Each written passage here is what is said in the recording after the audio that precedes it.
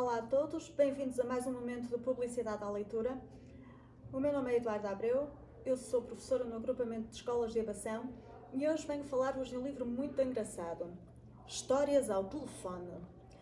O Gianni Rodari conta-nos a história de um senhor que trabalhava como viajante, trabalhava como comercial numa empresa de medicamentos e então ele passava 6 dias por semana fora de casa.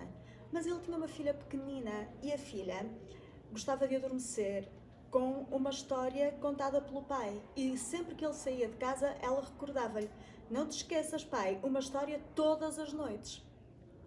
Ora bem, isto tem muitos anos e antigamente, sabem, não havia telemóveis. E quando as pessoas estavam fora de casa e precisavam de telefonar para casa, usavam as cabines telefónicas.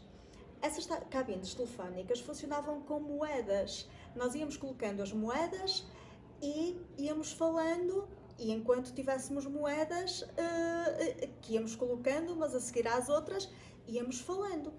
Ora bem, mas esse senhor não tinha muitas moedas, ele era pobre e queria telefonar à filha todas as noites para lhe contar uma história todas as noites. Então o que é que acontecia? Essas histórias eram muito pequeninas.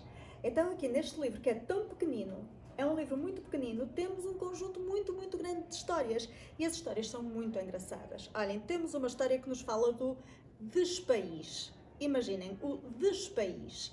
E então no despaís existem, por exemplo, em vez de cabides, existem descabides.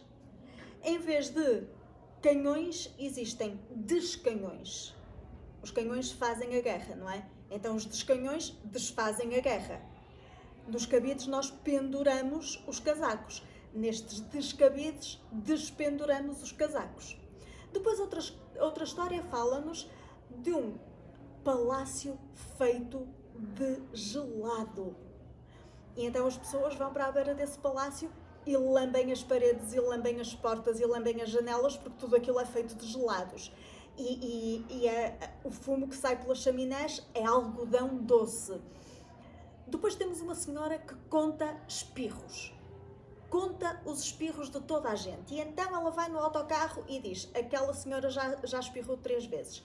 Aquele senhor já espirrou 10 vezes. Aquele outro senhor já espirrou não sei quantas vezes. E está sempre a contar os espirros. As histórias são todas tão engraçadas, e depois são pequeninas. Cada história tem 2 ou 3 páginas.